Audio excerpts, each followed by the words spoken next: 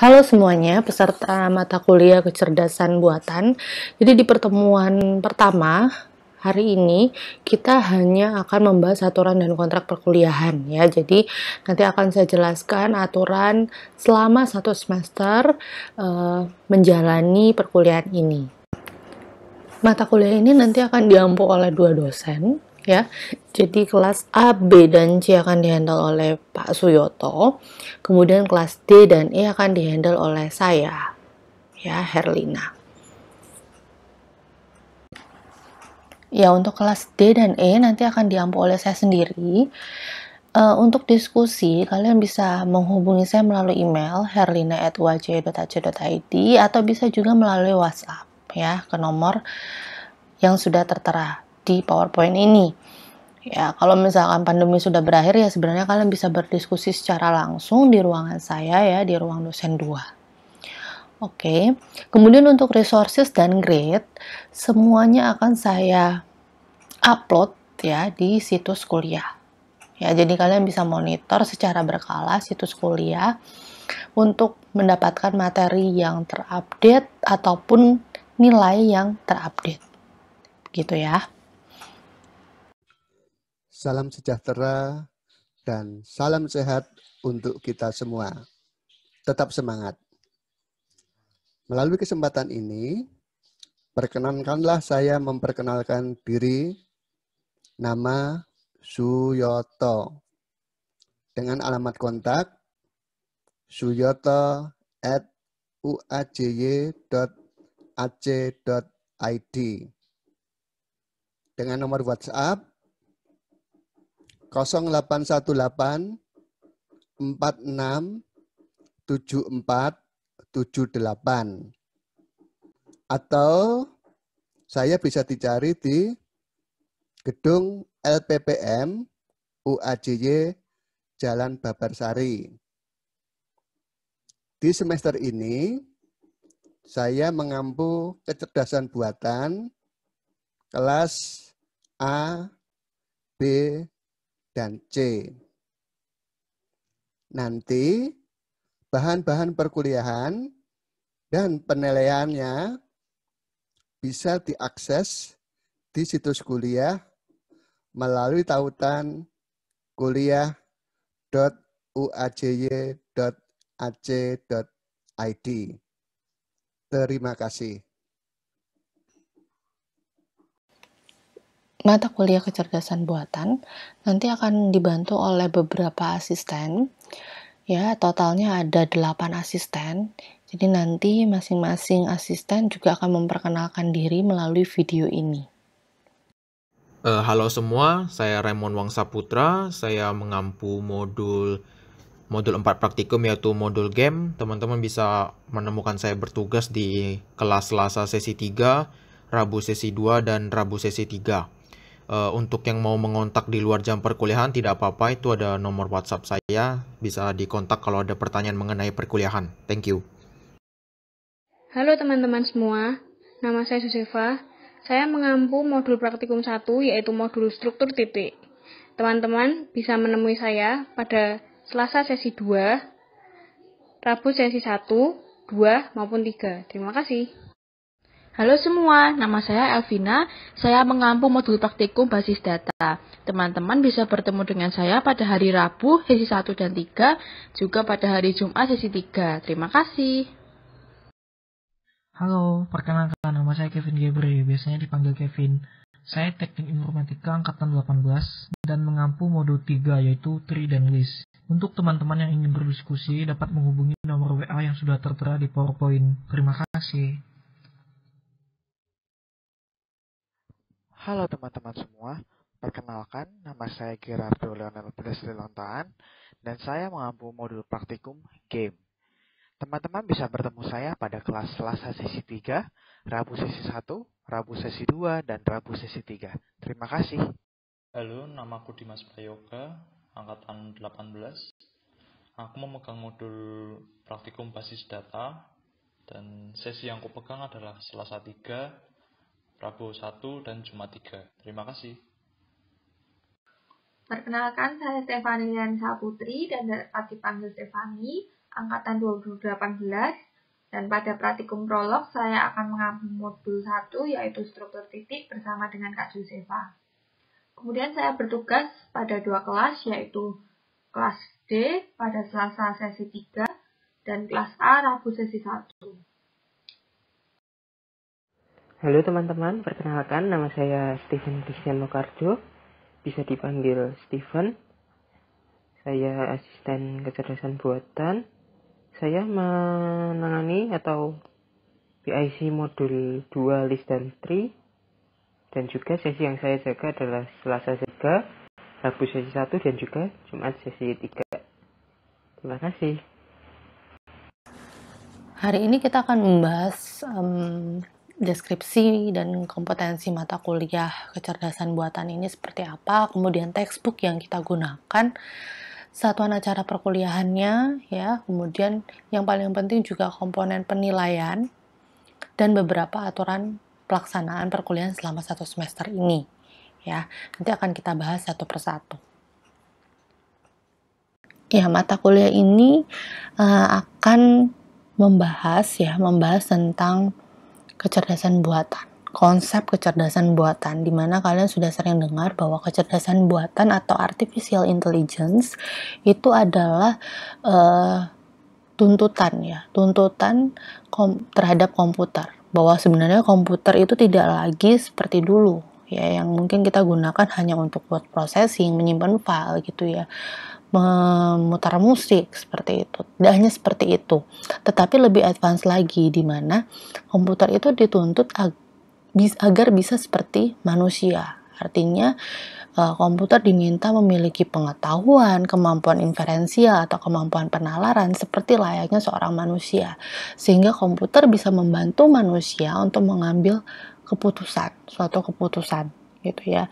Nah, itu adalah tuntutan di mana zaman itu menuntut komputer seperti itu.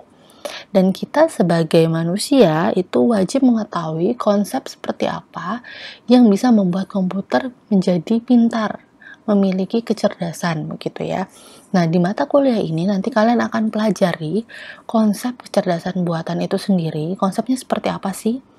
Kemudian kalian bisa melakukan suatu program gitu ya, pemrograman kecerdasan buatan, kemudian kalian bisa tahu ruang masalahnya seperti apa, kemudian kita punya pengetahuan bagaimana kita merepresentasikan sampai ke penalaran begitu ya, kemudian bagaimana pencariannya, searching metodenya seperti apa ya, kemudian ada juga dasar-dasar game, robotika, kemudian pengenalan sistem pakar gitu. Nanti kita akan bahas sampai ke natural language atau pengolahan bahasa alami.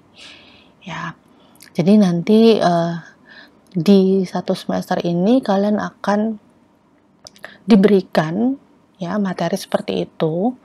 Tidak menutup kemungkinan bahwa kalian bisa mencari referensi lain ya selain di perkuliahan ini, silakan. Tapi pastikan juga referensinya itu valid.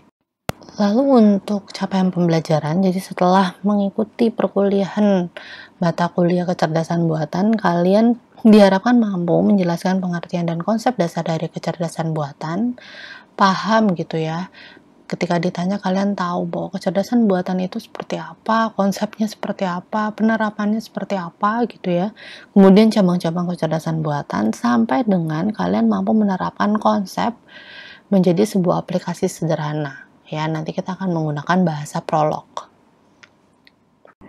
Nah, ini untuk textbook yang digunakan, ya tidak menutup kemungkinan kalian bisa menggunakan referensi textbook yang lain, ya, tapi ini akan digunakan di perkuliahan ini, ya. Selanjutnya, rencana pembelajaran semester.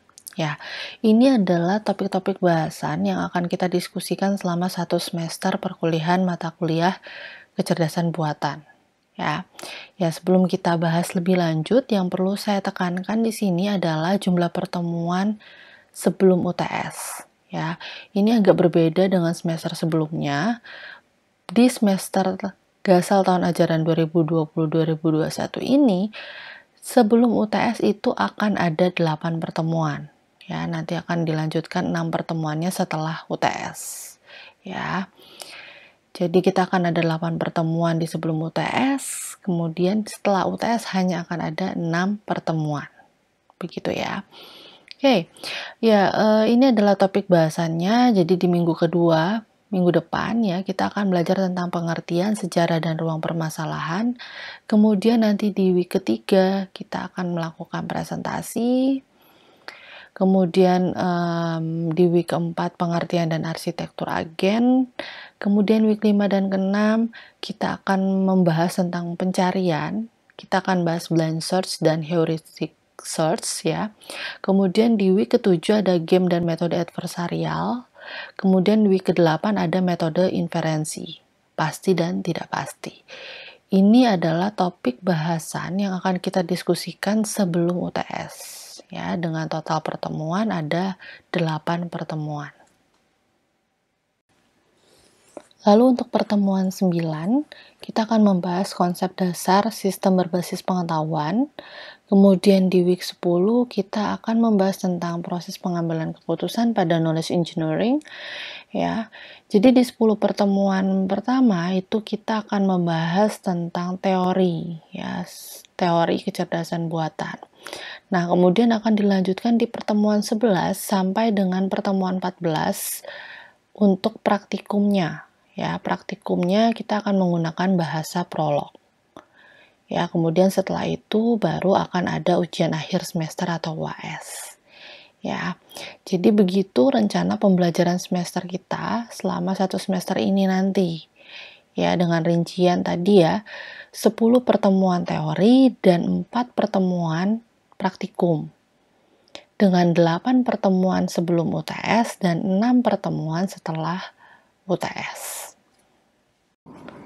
Komponen penilaian untuk mata kuliah ini kita bagi menjadi 2 ya.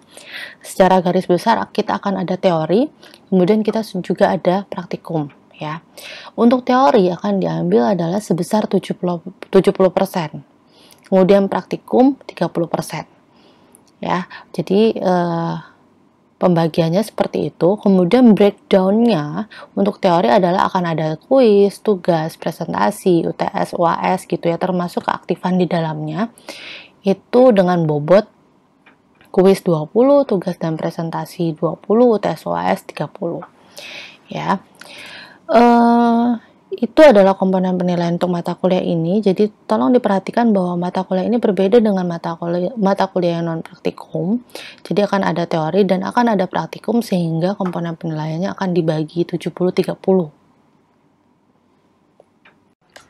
Seperti yang sudah kalian ketahui bahwa perkuliahan di semester Gasal tahun ajaran 2020-2021 itu akan diadakan secara daring, full daring ya, yang nanti akan kita kombinasikan antara asinkronus dan sinkronus sesuai dengan kebutuhan penyampaian materi pada week tersebut ya. Nah, kemudian media yang digunakan itu kita akan menggunakan situs kuliah, kemudian Microsoft Teams dan WhatsApp. Ya, materi perkuliahan nanti akan kami bagikan di situs kuliah. Tugas juga sama, akan di situs kuliah seperti biasa. Kemudian diskusi dan pengumuman perkuliahan melalui Microsoft Teams dan WhatsApp. Ya, oleh karena itu mahasiswa wajib bergabung, jadi pastikan diri kalian sudah bergabung di grup Microsoft Teams dan grup WhatsApp. Ya. Untuk kelas saya, link atau join code-nya itu dapat dilihat di situs kuliah. Tapi sebenarnya kalau untuk Microsoft Teams-nya saya sudah inputkan gitu ya, peserta perkuliahan kecerdasan buatan untuk kelas D dan E. Untuk pelaksanaan perkuliahan secara sinkronus, kalian secara tidak langsung diminta untuk aktif. Artinya, kalian wajib membaca materi yang sudah kami bagikan, kemudian menonton video pembelajaran yang sudah kami bagikan sebelum kuliah sinkronus berlangsung. Jadi, kalian wajib sudah membaca dan menonton ya. Sudah pasti kami akan memberikan waktu untuk mahasiswa membaca kemudian menonton materi yang sudah kami bagikan ya. Kemudian pada saat perkuliahan sinkronusnya itu kita tidak akan membahas lagi materi karena sudah disampaikan sebelumnya ya. Kemudian juga sudah kami buatkan video pembelajarannya. Artinya adalah pada saat perkuliahan sinkronus itu kami tidak akan mengulang kembali penjelasan materi pada hari itu. Ya, jadi kuliah sinkronus hanya akan fokus ke diskusi dan tanya jawab. Bukan berarti kalau misalkan ada video kemudian tidak ada kuliah sinkronus begitu ya, bukan begitu. Jadi pastikan kalian membaca materi dengan baik, menonton video pembelajarannya juga gitu ya, supaya nanti pada saat sesi perkuliahan sinkronus kalian bisa mengikuti perkuliahan dengan baik. Artinya pada saat diskusi atau tanya jawab itu kalian bisa merespon dengan baik gitu ya. Selanjutnya untuk kehadiran perkuliahan daring itu mahasiswa wajib menghadiri minimal 75%, baik nanti akan dilakukan sinkronus maupun asinkronus ya. Jadi mahasiswa itu wajib menghadiri kuliah sinkronus pada saat jam yang telah ditentukan oleh dosen yang bersangkutan gitu ya. Dan paling lambat join 15 menit dari jadwal tersebut. Jadi kalau misalkan sudah ditentukan kuliah sinkronus akan dimulai pada pukul 8 pagi, ya berarti kalian join itu paling lambat 8.15 ya. Jadi pastikan kalian memperhatikan jadwal yang sudah ditentukan oleh dosen untuk perkuliahan sinkronus.